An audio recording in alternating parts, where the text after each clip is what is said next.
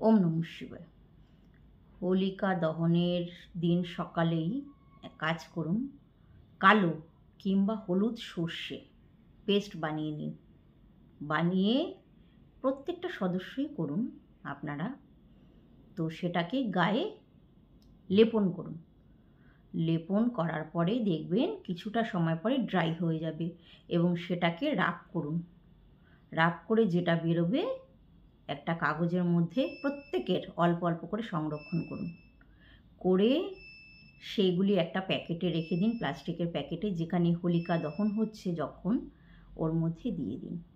এতে করে কি হবে, যদি কোনো স্কিনের প্রবলেম থাকে কিংবা দীর্ঘকালীন রোগ থাকুক কিংবা শত্রুতা থাকুক কিংবা নজর দোষ 1 বছরের জন্য কিন্তু আপনারা এর থেকে মুক্ত থাকবেন।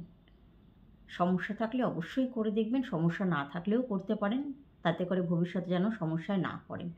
নমস্কার, সুস্থ থাকুন, ভালো থাকুন।